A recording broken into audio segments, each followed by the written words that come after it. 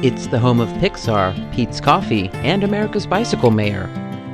We are back in Emeryville, California to tour some of the exciting new projects that are helping people to live car-free. Former Mayor John Bauters has brought a lot of attention to Emeryville and to the exciting things they are doing to make the city more bikeable and walkable. While they are far from done, I thought it was time to check in with their progress and discuss some of the short and long-term plans, while highlighting some of the interesting landmarks that make Emeryville special. Along the way, I'll show you some of the key landmarks in the city that I missed last time, which will give you an idea of what it's like to live in the city. Today's ride, like many of my recent ones, started at the city's train station. This location is pretty much the center of the city and has some pretty great connections if you're coming or going. Emeryville is a stop on both the Amtrak Capitol Corridor and San Joaquin lines, which connect to San Jose, Sacramento, and Bakersfield. It is also a stop on Amtrak's Coast Starlight, which runs between Los Angeles and Seattle. Finally, the California Zephyr from Chicago terminates right here in Emeryville. And since all of these lines allow bikes, bringing your own ride is a great way to explore the city without a car. The long-distance routes have a fee, but the Capitol Corridor and San Joaquin's allow you to roll your bike on without a charge.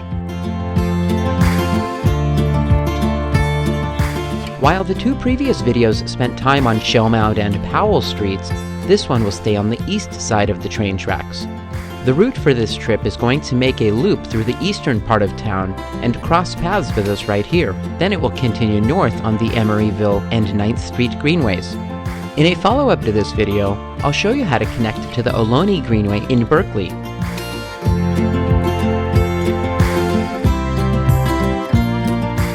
I'm joined on today's ride by my buddy Tony, who helped with the planning and took the occasional drone shot.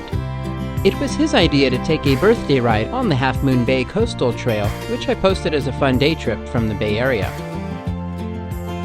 They weren't quite finished with this intersection, but it will force cars coming towards us to be diverted towards Hollis. If you continue straight, there are some protected bike lanes on this street, Horton, that just opened.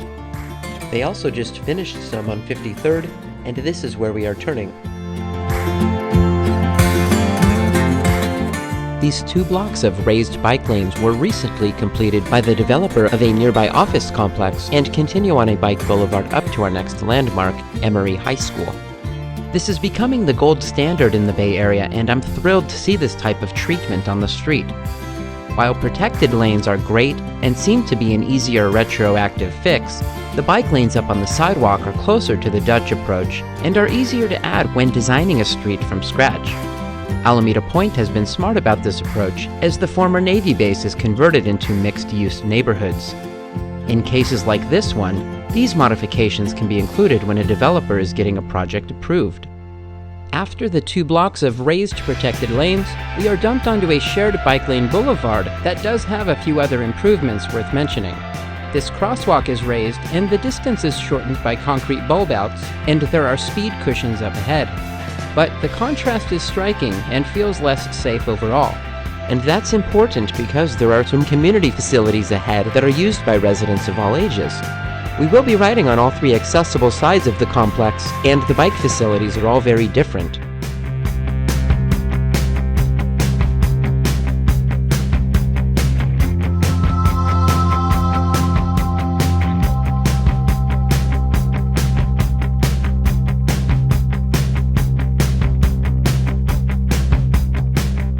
The sports fields are part of Emory High School, but the complex is more than just that. The Anna Yates School is on the site, which has grades TK to 8, so a wide range of children are here on school days. In addition, there is a community fitness center, pool, and gymnasium on the site, so this really is an important block that should be connected safely in all directions for all users outside of a car. It is literally a place that should pass the 880 test, meaning everyone aged 8 to 80 should feel safe riding here. Emeryville is making great strides, but more can still be done in this location. It's actually legal to ride on the sidewalk in Emeryville, so keep that in mind if you ever end up feeling unsafe in the street. We promised our wives that we'd come home today, and school was out for the summer, so biking up here was an easy decision. One of Bike East Bay's campaigns is for street improvements right here on San Pablo. But despite the wins in some parts of the East Bay, the resistance on the San Pablo corridor is stubborn, as drivers and local businesses prioritize car storage over the safety of kids. The sections from downtown Oakland through Emeryville have some creative solutions in the planning stages, while Berkeley is dragging their feet. Use the link below to see the current progress on each section of San Pablo Avenue on Bike East Bay's website. We could have continued straight back at San Pablo to get to the next landmark, but I recently found a separated bike lane down here that I want to show you. This street was empty on our visit, but this is the parking area for the schools and community center, so it could be a mess during pickup and drop-off times. And here's the two-way protected cycle track that I mentioned. It looks like they may have removed about 10 parking spaces to build the bike lane, and this image from Google Street View shows why physical separation, and not just paint, even when it's red, is what stops drivers from blocking it. Now, hundreds of residents can use these facilities without adding more cars to the roads. If I were king, then all schools would have physically separated bike lanes like this one in all directions for at least a mile. But since I'm not, this is the future I choose to fight for. The physical protection disappears around the corner, but maybe these straws are enough to keep drivers from parking or driving here. To the right on 45th is one of the most unique projects that was recently completed, but we aren't headed down there yet. There are a few highlights to our left, so bear with me for one block as we make our way up there. If you are not familiar with this city, this location is really tough to beat. From here, it's about a 30-minute bike ride to destinations such as Oakland's Lake Merritt, Treasure and Yerba Buena Islands, the Albany Bulb of the San Francisco Bay Trail, and the Oakland Hills. The weather is undefeated, as we are on the sunny side of the bay, but on the cooler side of the hills. And it's one of the very few cities designated pro-housing in California because they are doubling their regional housing needs allocation goal. So it's a great place to live, and they are doing their best so that more people can enjoy it. What I wanted to point out over here was this hidden gem of a skate park and pathway. The Joseph Emery skate spot was finished in 2016 and was dreamed up when Caltrans demolished the locally built spot underneath Interstate 580, right behind Target. That location was referred to as the spot and was built and maintained by the community, but would have required $5,000 a month for rent and $2.5 million in insurance in order to be kept.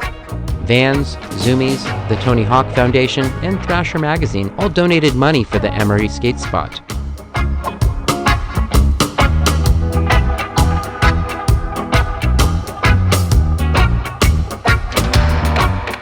We observed something unusual here, and I feel obligated to point it out. There was broken glass that appeared to be intentionally set on the path. We weren't sure what the deal was, so just be cautious if you ride through here.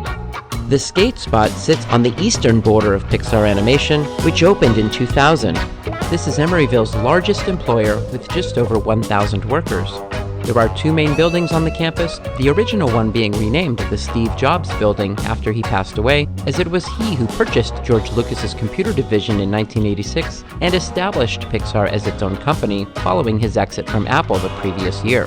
The second building, called Brooklyn, opened in 2011 and added capacity for 1,000 more workers. The path that became the Emery skate spot was originally going to be aligned right here with the front gate, but it was moved east due to concerns over security and privacy.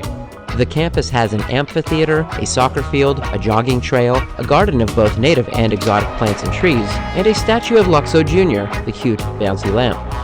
Not only does Pixar call Emeryville home, but the city is also the corporate headquarters for Cliff Bar, Grocery Outlet, Emirates Biotech, and Pete's Coffee.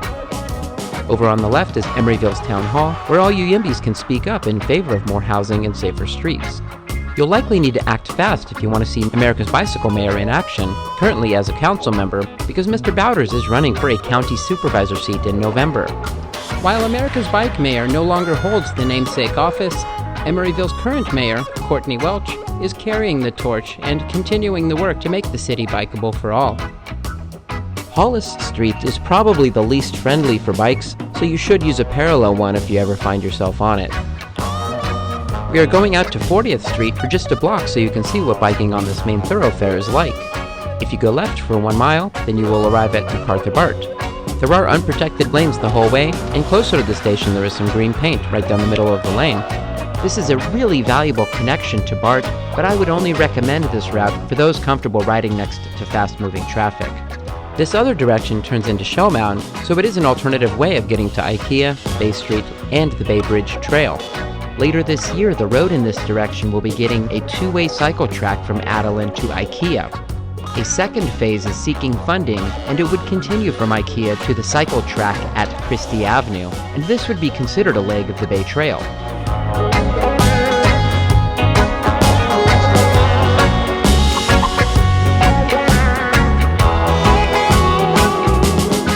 The aforementioned Pete's Coffee corporate headquarters is right here on our left. In 1966, Alfred Peet, a coffee importer, opened a coffee bean store near UC Berkeley. In 1971, 3 young entrepreneurs approached Mr. Peet to learn the critical roasting and blending aspects of the coffee business. He trained them as well as roasted the coffee beans for their new venture for 2 years. Jerry Baldwin, Gordon Bowker, and Zev Siegel opened their first store in Seattle, also just selling beans, and called it Starbucks. Up ahead is 45th Street, which just finished some traffic calming measures, including speed humps and bulbed crosswalks. Make a left and we have an urbanist celebrity. It's the old Sherwin-Williams paint factory that closed in 2006. When planning the building's next life, Planning Commissioner Philip Banta proposed a pass-through to provide direct access from the Horton Avenue Bike Boulevard to the green space proposed for this development. In July of 2023, the unique pathway was opened and a star was born. The building is now called The Lab, which is a magnet for tech and innovation. The aforementioned green space in this newly opened park is called Bushun.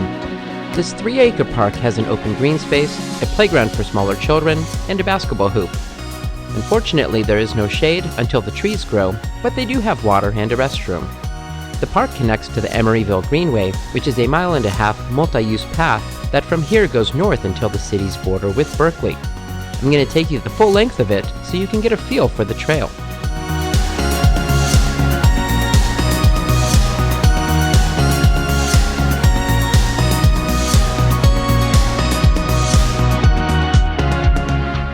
Up ahead, you can see the South Bayfront Bridge from the opposite side, and this is your connection to the Bay Street Shops, the Bay Bridge Trail, and the eventual SF Bay Trail connection on Shellmound.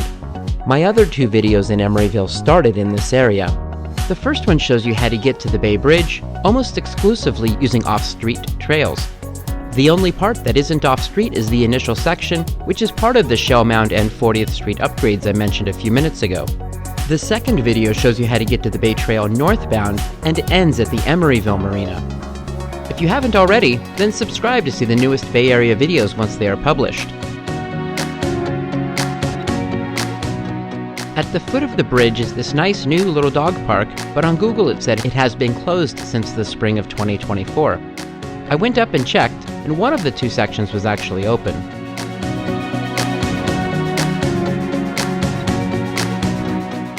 If you turn right here, it takes you back towards those raised lanes on Horton and 53rd.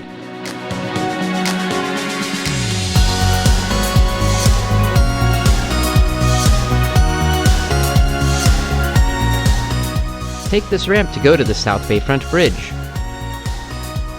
While we are here, I have to tell you about a beautiful and ambitious Greenway plan that would connect just ahead of us on the trail.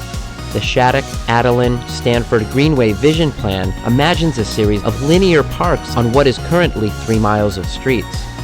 The idea is still in its infancy, but one vision is to create a promenade between 2 travel lanes, similar to Las Ramblas in Barcelona. We are now riding along Stanford Avenue, so this is where that Greenway would connect. But just imagine residents and students in Berkeley having a low-stress green space that activates the streets and stimulates all the businesses from UC Berkeley to San Francisco Bay. And remember, this Greenway already connects to the Bay Bridge, so the Shattuck, Adelan, Stanford Greenway would create a bike and pedestrian connection to Treasure Island and one day, San Francisco. The Emeryville Greenway is a terrific off-street spine that links the entire city north and south. The only negative is that the blocks are short, so there are many streets that need to be crossed. However, traffic on this side of the train tracks is relatively light, especially on the smaller streets. There is one major road to cross, and it's this next intersection at Powell and Hollis Streets. This slip lane will be closed later this year, enabling a larger pedestrian plaza and sidewalk.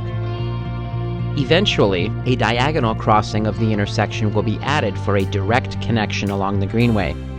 For now, use the crosswalk twice to get to the opposite corner of the intersection, and then you'll find the part of the Greenway tucked away back here. The Emeritus Corporation is located to our left, about a block away, between us and the Amtrak station. The Emeryville Greenway is a rail-to-trails project. This trail used to be the 9th Street line, an interurban rail route that ran from the ferry terminal in West Oakland to Solano Avenue in North Berkeley. The line was opened in 1911 as part of the Pacific East Bay Electric Lines. In 1939, trains actually ran into San Francisco, a trip that only took 22 minutes over the newly created Bay Bridge. Unfortunately, the passenger service ended 2 years later, and the line was used exclusively for freight until 2001, when the line was abandoned. The plan for the trail started soon afterwards. This was our first time on this part of the trail, and on the map it looked like we should go on this little path, but it seemed better for walking. I suggest going up to the street and using the bicycle boulevard. Look for these purple signs that identify them. Doyle Street connects the two diagonal sections of the Emeryville Greenway over the next 5 blocks. This first block was labeled with some paint on the ground, but there are no physical improvements. But stick with me as it gets a lot better once we cross our first street. This block has a few driveways and one parking lot that is only accessible from this street, so I suspect that it was more complicated to make the street one-way or close it to cars completely. At 61st Street, you can see the first significant upgrade. The traffic diverter eliminates through traffic so that the rest of us can safely use the street. Pedestrians and cyclists each have a dedicated space. On the next block, the bike lane has a quick build treatment in the form of these flex posts. These upgrades and diverters started as a quick build, slow street project at the start of the pandemic, but they proved so popular that the city invested in some upgrades to make it more substantial. Future projects include making some of these upgrades permanent and to extend the traffic calming treatments back to at least Stanford Avenue. This map from 2012 shows the network of neighborhood greenways. When you compare it to the recent street improvements, you notice a lot of overlap, and I think there's an important lesson here. When people on bikes feel safe riding on a specific section, then they will choose to use it.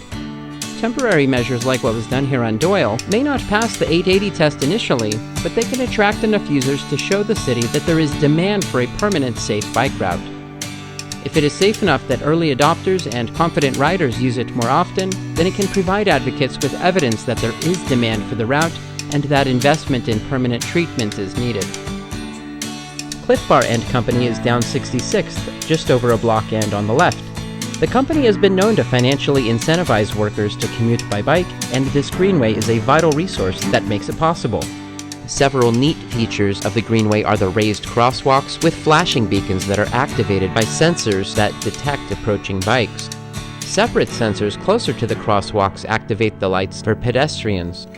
There are trees the rest of the way along the greenway, and they really add to the enjoyment of being here. They keep it shady, break up the wind, and really do put the green in Greenway. With the industrial buildings and car traffic at each intersection, the trees create an urban oasis and sanctuary. My GoPro doesn't pick up LED lights very well, but this counter said that 345 people had passed here on foot and 256 on bikes. These are pretty solid numbers for a Friday morning at 11. This is one of 2 counters in Emeryville, the other one being by the stairs on that red pedestrian bridge we passed earlier, so be sure to be counted each time you're in the area.